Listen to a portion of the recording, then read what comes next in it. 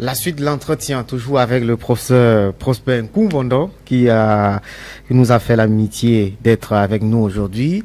En dernière partie de l'entretien, professeur, on va parler de sport. Vous savez que le Cameroun est un grand pays de sport. Ben ça, c'est vous qui le dites. Hein. Enfin, bon, vous avez au mot. C'est un grand pays de sport, vu les prouesses de nos athlètes à travers le monde, un peu partout. Permettez-moi d'en douter. Ah, d'accord. De toutes les façons, on va en parler pendant une quinzaine de minutes.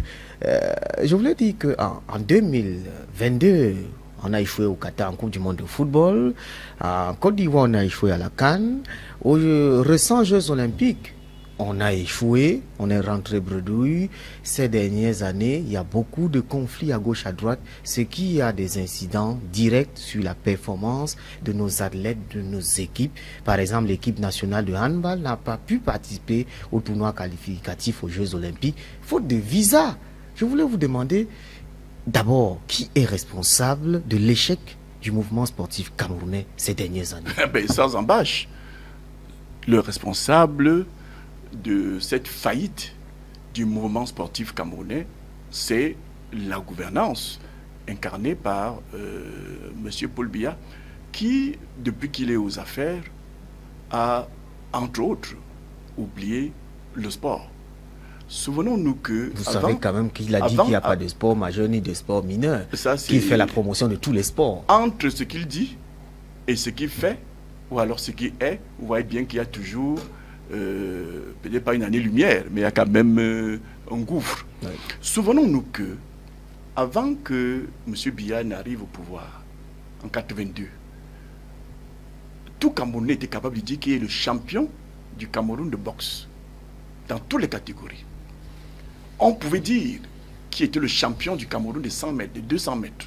On se souvient des noms à l'époque. Bitanga, Gambi Cécile, lancer le javelot. On se souvient de Joseph Bessala en boxe, pour revenir en cette discipline. On avait, en 1979, 2 équipes du Cameroun, le Canon de Yaoundé, l'Union de Douala, la même année, avait remporté 2 coupes au niveau continental. Oui. Le Canon de Yaoundé faisait la fierté du Cameroun à travers le monde. Il y avait des sportifs connus. Mais depuis 82, nous avons du mal. Je suis dans le football. Oui. Mais si aujourd'hui... Nous avons gagné beaucoup de Coupes d'Afrique, professeur. Oui, oui. Et puis, il faut savoir que la Coupe de 1984, c'est le fruit du travail d'avant l'arrivée de Paul Biya au pouvoir. Parce que c'est le travail qui a été abattu au niveau du football. Après l'échec du football local, surtout.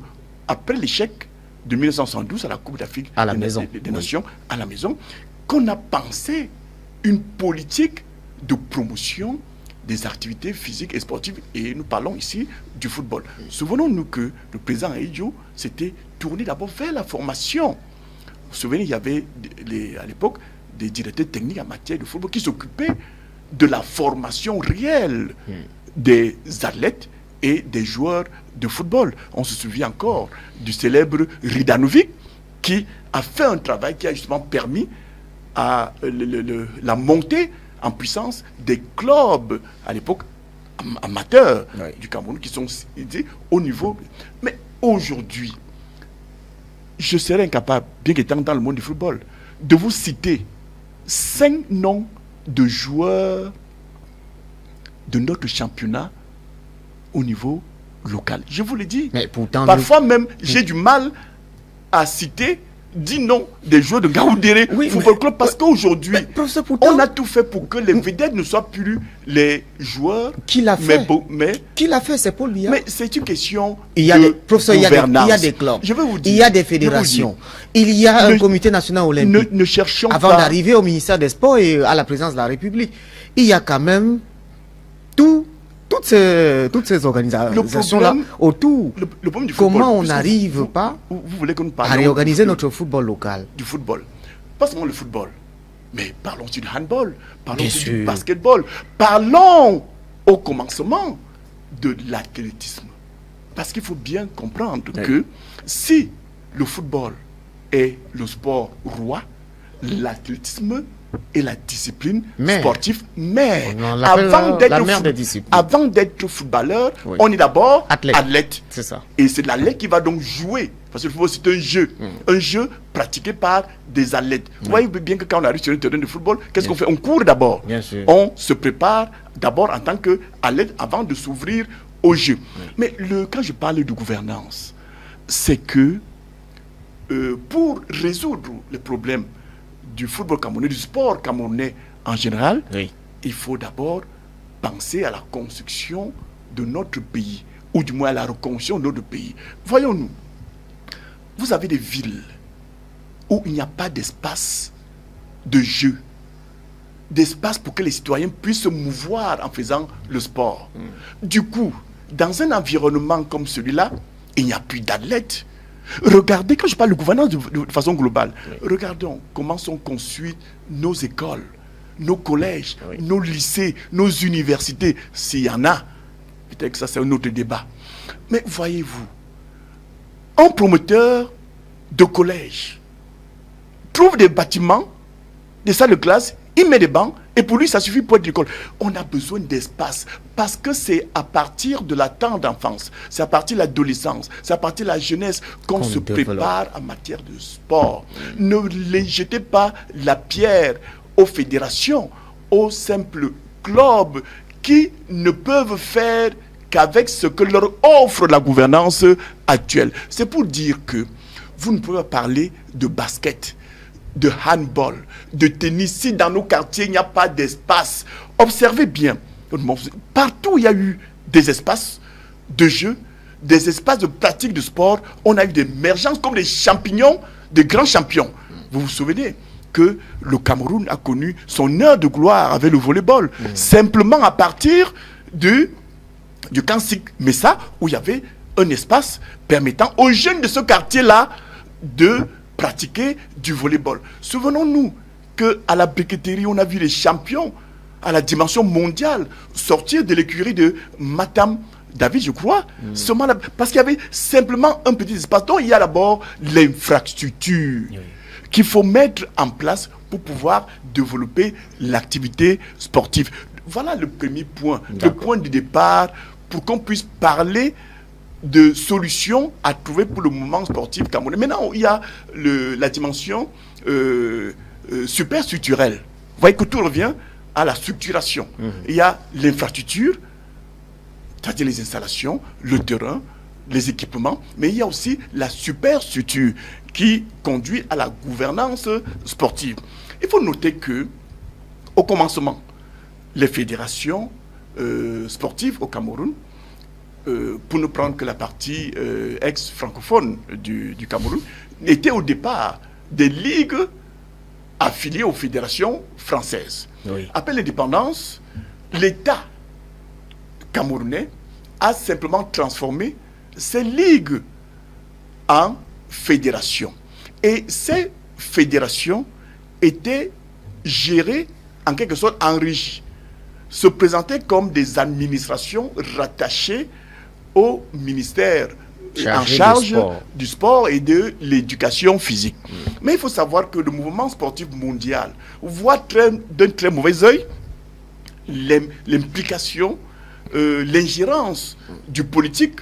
Et vous savez que l'État est animé par des hommes politiques. Voit donc le mouvement sportif mondial voit très mal cette ingérence. On a donc exigé que les fédérations sportives soient détachées des structures étatiques. Ce n'est pas seulement l'affaire du Cameroun. Le Cameroun n'y pouvait absolument rien. Il fallait, si le Cameroun voulait continuer à participer aux compétitions internationales, il fallait se soumettre à cette exigence-là de privatisation des fédérations, qui sont donc aujourd'hui des entités privées qui ont reçu... Est-ce qu'elles sont indépendantes? Mais ce sont des associations privées. Les fédérations sont des associations privées. Mais attention, qui ont reçu mission de gestion du service public du sport. Exactement. Parce que le sport est un service public comme la santé, comme l'éducation. Vous avez des doutes sur le fait que l'État a aussi concédé à des particuliers la gestion de la santé à travers des cliniques privées, que l'État a cédé à certains particuliers la gestion de son éducation nationale, à travers des universités privées, à travers des écoles privées, à travers des collèges privés. C'est la même chose avec le sport. Les fédérations se sont constituées en associations privées qui ont reçu mission de gestion du service public de sport. L'État, comme il le fait pour tous les domaines de la vie nationale, assure la tutelle des fédérations. C'est-à-dire que la gestion des affaires de ces disciplines-là relève des fédérations, alors que le ministère en charge du sport, représentant de l'État dans ce domaine, n'en assure que la tutelle. Jusqu'où va la tutelle? La tutelle, c'est s'assurer que les fédérations à qui on a concédé, délégué le pouvoir de gérer, sont respectueux des normes, sont respectueux de la politique globale mise en place par ceux qui sont justement au pouvoir. La tutelle est donc là pour donner des orientations. La tutelle est là pour contrôler, a priori ou a posteriori. La tutelle est là pour sanctionner, rappeler à l'ordre. Mais la gestion relève des affaires sportives, compétitive, relève exclusivement des fédérations sportives sous la tutelle de l'autorité étatique. D'accord. Prenons le cas récent. Mais seulement, le problème, c'est que j'ai le sentiment que ceux qui gèrent les affaires de l'État ne l'ont pas du tout compris. Ils sont restés dans les vieux schémas. Vous savez, à une époque, l'équipe nationale, enfin, l'entraîneur de l'équipe nationale avait rang de sous-directeur au ministère en charge des sports. Le capitaine de l'équipe nationale avait rang de chef de service. Il était nommé. On nommait les présidents de fédération. Mais on a fait semblant de libérer la chèvre, je veux dire ici la fédération, excusez-moi le rapprochement avec l'animal, mais on semble avoir retenu l'accord. Et aujourd'hui, certaines fédérations se battent pour dire, mais lâchez la corde, laissez-nous faire. Vous n'êtes que la tutelle, c'est à nous de gérer nos affaires. J'ai envie de dire, en toute indépendance. Indépendance dans la gestion, sans ingérence aucune de l'administration étatique, qui a un rôle de tutelle respectable. Voyons-nous, lorsque vous avez votre clinique, est-ce que c'est le ministre de la Santé qui vient recruter les chirurgiens chez vous, qui recrute le balayeur? Non, pas du tout. Mais s'il y a des erreurs là-bas, le ministre de la Santé sanctionne, rappelle à l'ordre. Le ministre de la Santé peut vous dire, vous rappelant à l'ordre, que le médecin que vous prétendez avoir recruté n'en est pas un. Mais il ne lui appartient pas de vous trouver un autre médecin en lieu et place de celui qui ne remplit pas les conditions. Si c'est lui qui paye le médecin, il va vous trouver un médecin. Hein? Là se trouve l'erreur. Ce que les entités privées en charge de la gestion d'un secteur public, un secteur de la vie nationale, reçoivent, ce sont des subventions, ce qui est tout à fait normal, que l'État subventionne les associations qui s'investissent dans un secteur de la vie nationale. Quoi de plus normal? Vous savez, moi, quand j'étais élève au lycée, je recevais des bourses d'études. Cela ne veut pas dire que c'est désormais l'État à qui me donne la bourse qui doit me dire quel pantalon je dois acheter ou quel livre je dois acheter. Non.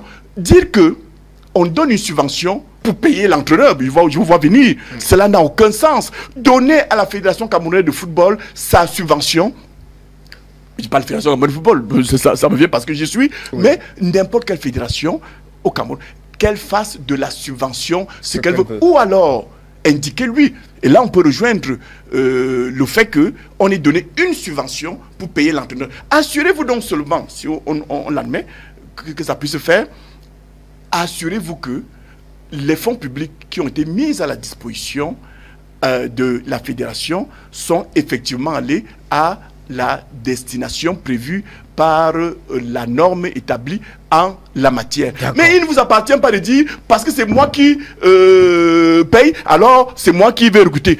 Recruter un entraîneur, puisque nous parlons d'entraîneur ici, est un acte de gestion Qui sera comptable si c'est un mauvais entraîneur qui est recruté? C'est bien la fédération qui doit gérer ses propres affaires sans émission aucune de l'autorité de tutelle. D'accord. Ce n'est pas parce qu'on paye avec les fonds publics qu'on en devient gestionnaire. Non. Oui. Les subventions existent, ça existe dans tous les pays du monde, des associations, même les partis politiques, voyons-nous, nous en parlons tout à l'heure.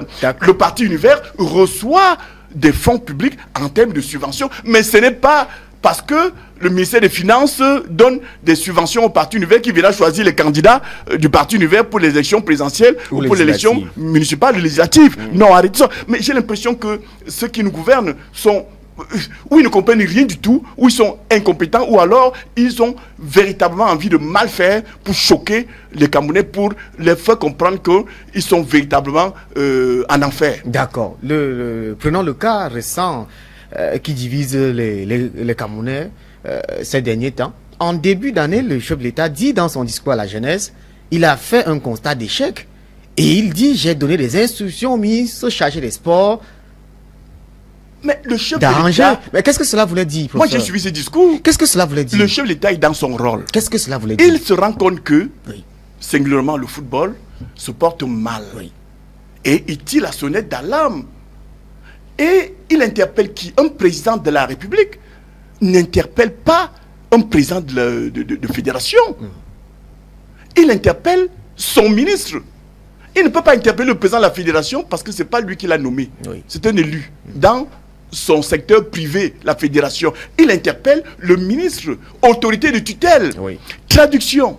Monsieur le ministre, le football va mal.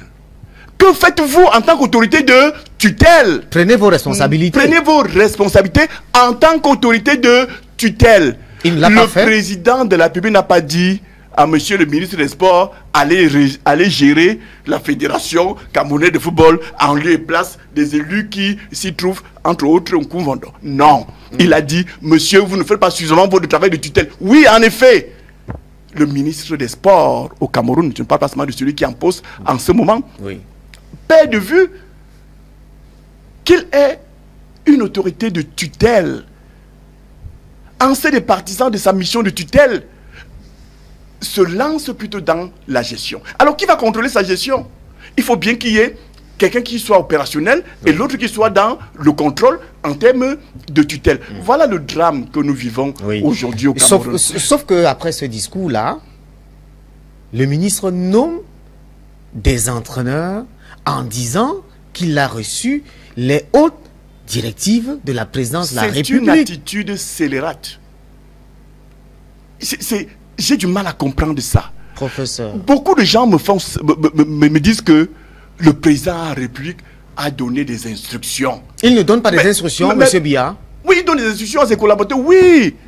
Mais quelle instruction? Il donne aussi pour nommer des entraîneurs parfois? Je ne me souviens pas qu'un seul instant, ayant suivi ce discours, que le président ait demandé au ministre des Sports d'aller nommer le président, l'entraîneur de l'équipe nationale de football. Je ne me souviens pas avoir vu un document, plus souvent dans les affaires de la gestion des affaires publiques, je ne me souviens pas avoir vu un document où le président Biya dit au ministre des Sports, monsieur, désormais, c'est vous qui allez nommer l'entraîneur de l'équipe nationale. Mais il a donné son accord pour nommer l'entraîneur. Moi, je n'ai jamais vu cet accord. C'est écrit sur un papier. Je n'ai jamais vu cet accord. C'est écrit à l'entête de la nomination. Ce n'est écrit nulle part, monsieur. Ce n'est écrit nulle part. J'ai vu un document où on dit que la présidente de la République a dit que c'est qui la présidente de la République? Vous savez que c'est tout un service. Je n'ai jamais vu un document. Je n'ai jamais entendu un mot du président Biya, le chef de l'État, disant qu'il fallait nommer ou alors gérer les affaires de la Fédération camerounaise de football en lieu et place de ceux qui y ont été nommés. Je doute. Vous doutez, professeur? Au-delà du doute. Vous doutez des écrits qui sortent de la présidence de la République? Je ne doute pas de ce qu'il y a eu des écrits. Mais je vous dis qu'il n'y a jamais eu. Si vous en avez vu, le président n'a pas donné d'instruction. Je n'ai jamais vu une instruction du chef de l'État. Je vous le dis. Et si vous en avez vu, montrez-la moi. C'est même pas parce que quelqu'un assis quelque part dans la présidence qui n'est élu nulle part, que les Camerounais peuvent ne même pas connaître, vous dit sur haute instruction de la présidence de la République. Quelle instruction? D'ailleurs même, moi je connais un seul écrit du président de la République dans le domaine pour lequel nous débattons. c'est le décret du président de la République qui définit les missions des uns et des autres. Septembre 2014, c'est ça? Vous voyez bien que nous parlons exactement, nous disons exactement la même chose. J'ai vu au bas de ce document la signature de celui qu'on appelle Paul Biya, président de la République. Et il a bien défini les rôles de chacun. Les rôles des acteurs. Et confortant le ministère en charge des sports dans son autorité de tutelle, confortant la Fédération camerounaise de football dans sa mission de gestionnaire sur le plan administratif, sur le plan sportif et sur le plan financier de l'équipe nationale du Cameroun. Allez lire ce texte, vous allez comprendre. Après le texte, il y a eu une convention. C'est vrai, on peut avoir des choses à dire sur cette convention. Mais la FIFA demande d'ailleurs de oui, parce que cette convention. Je ne peux pas vous révéler tout, parce que je travaille là-dessus. Et ce n'est pas sur un plateau de télévision que je viendrai vous dire... Donc les choses avancent quand même. À notre niveau, oui. D'accord. Niveau... On va vers la révision de la convention de 2015. Absolument, il doit être minimalement révisé. Et peut-être même dénoncé, parce que la dénonciation de cette convention est prévue par la convention elle-même, est prévue par le décret qui prévoit la possibilité soit des textes d'application, soit alors, comme ça a été le cas, des conventions qui permettent d'aller dans les détails de ce que la convention a prévu de façon globale. Oui, mais soyons quand même sérieux. Vous avez donc des personnes qui vous disent qu'elles ont par devers elles des instructions, des hautes instructions ou des hautes recommandations, je ne sais pas trop.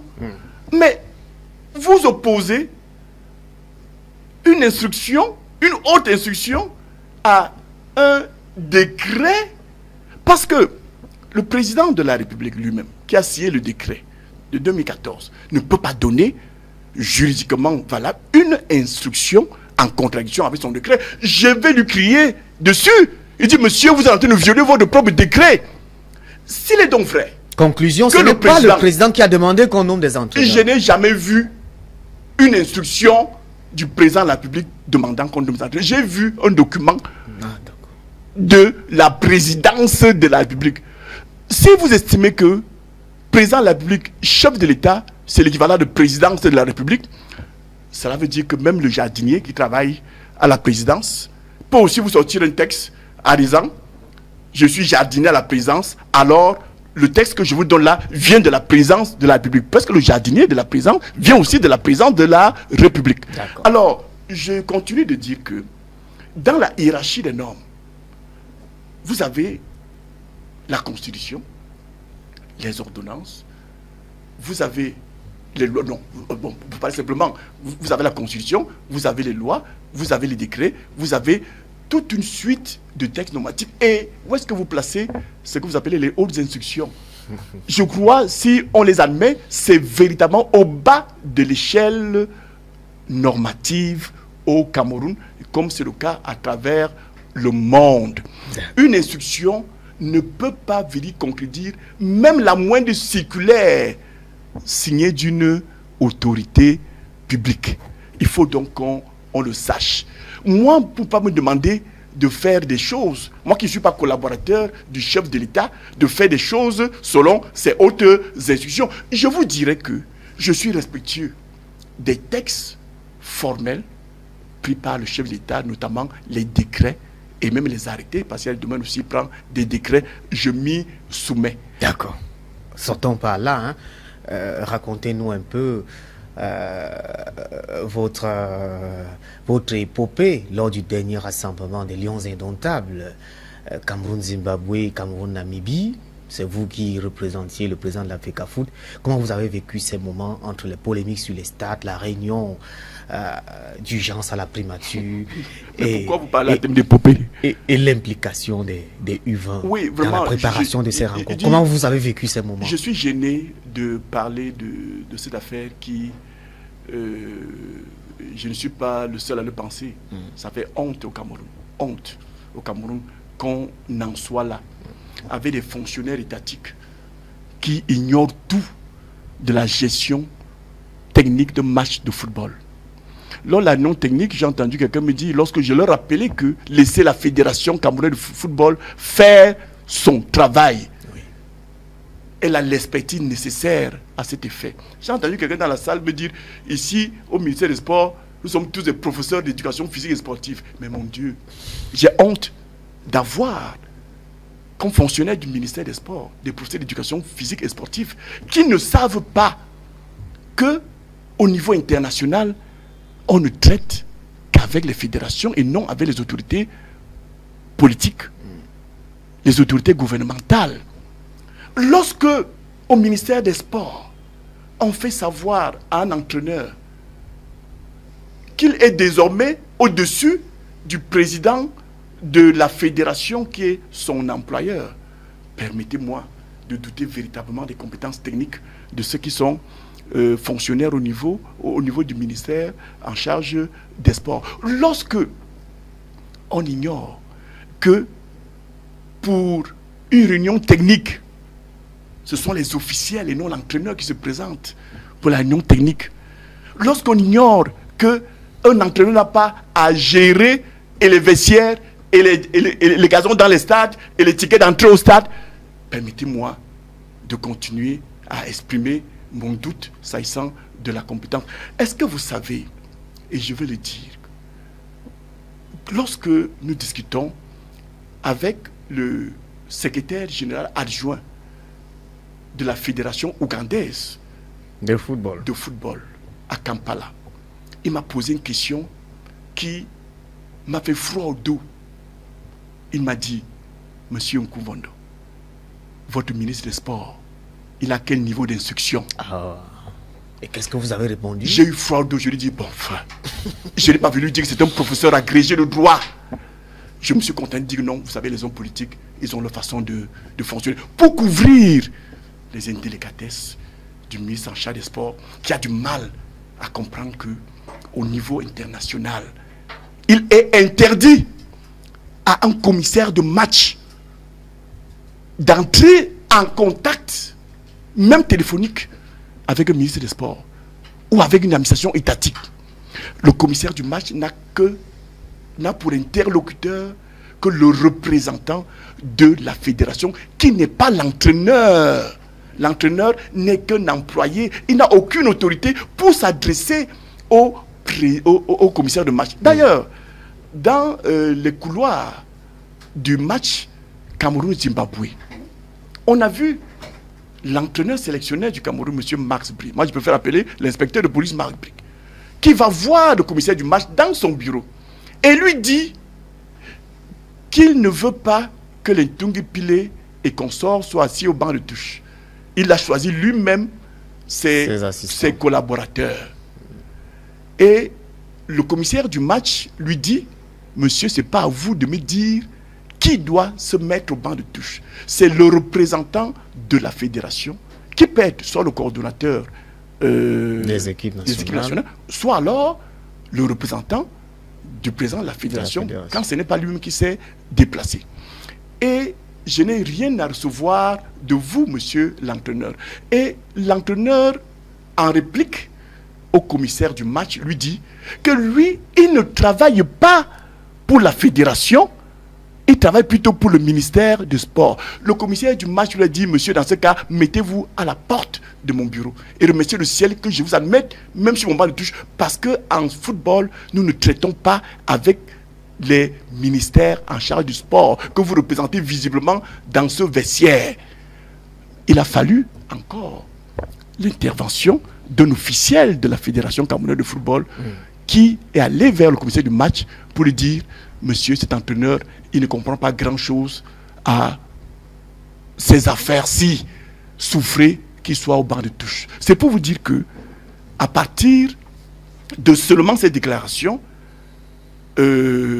Marc Brice aurait reçu un carton rouge de la part du commissaire du match. Il n'aurait pas dû participer au match. Il n'aurait pas dû participer au match à cause de cette doctrine qu'on lui met dans la tête au ministère des Sports, en lui faisant croire que ce n'est que lui qui peut parler au nom de l'équipe nationale de football, qui peut parler au nom de la Fédération camerounaise de football, alors que dans l'orthodoxie des choses, il n'est qu'un employé de la fédération, soumis normalement, logiquement, à l'autorité hiérarchique de la Fédération camerounaise de football. Ce n'est pas parce que, comme vous le dites, le ministre, l'État du Cameroun paye à travers les mécanismes que nous connaissons, paye l'entraîneur, met à la disposition, on dit mise à la disposition pour emploi.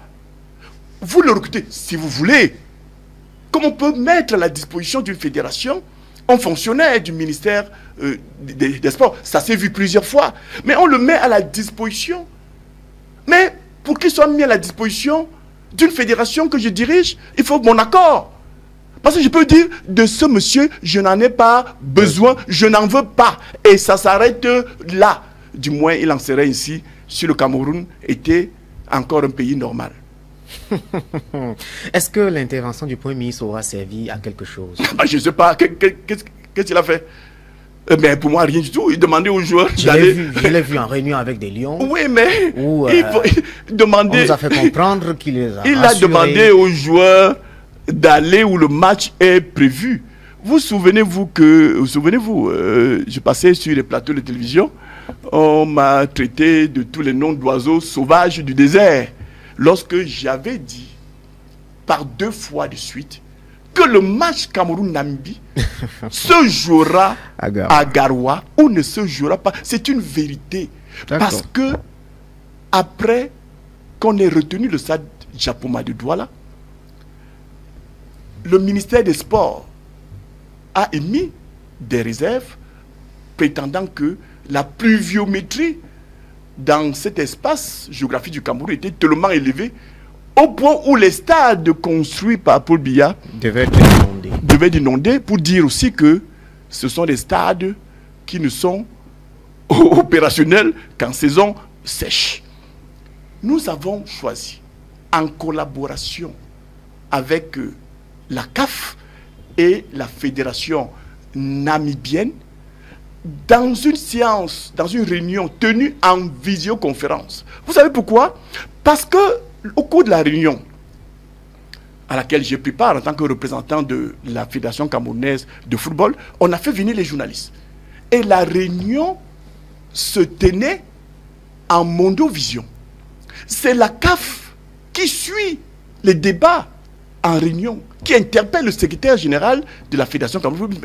Nous sommes en train de préparer le voyage pour Douala, mais il me semble que Douala n'est pas praticable. Illico presto, trouvez-nous rapidement un autre stade, parce que nous savons que le Cameroun a au moins 4 stades homologués par la Confédération africaine de football. Oui. Et en accord aussi avec la Fédération namibienne de football, ça se passe rapidement avec les moyens modernes de communication. Nous arrêtons de commun accord, dans cet accord tripartite, que le match ne pouvant plus se jouer à Japoma, il va désormais se jouer à Garoua. Lorsque je l'annonce en pleine réunion, c'est que c'est déjà arrêté. Et il y a quelqu'un qui ne comprend sûrement rien aux nouvelles technologies de communication aujourd'hui, qui est d'une époque aujourd'hui révolue, qui ne comprend rien aux choses du monde moderne, qui se lève pour dire que ce n'est pas possible qu'il y ait une réunion en visioconférence. Mais je dis, mais monsieur, il sort d'où? A-t-il encore une place dans le milieu du sport où les choses vont très vite? C'était toujours un professeur de PS. Vous voulez me tirer les verres du nez, vous savez bien de qui je parle. C'est pour ça que j'ai compris que j'étais vraiment dans un cercle de vaudou. Et je me suis retiré.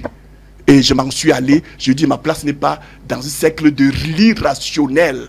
Je suis parti en allant dans les médias pour dire, la CAF a déjà décidé, on n'y peut plus rien. Si nous ne jouons pas à Garoua, comme l'a déjà arrêté et inscrit dans son agenda la CAF et aussi la Fédération namibienne de football, ce sera un forfait avec toutes les conséquences juridico-sportives que cela devait assumer dans ce cas entraîner. En cas de forfait, qui devait assumer? Et je le dis encore devant vous, c'est ceux qui se sont émixés dans la gestion des affaires de la Fédération camerounaise de football en termes de gestion, en termes de choix des stades, qui auraient assumé ceux qui ont nommé les entraîneurs responsabilité. Oui.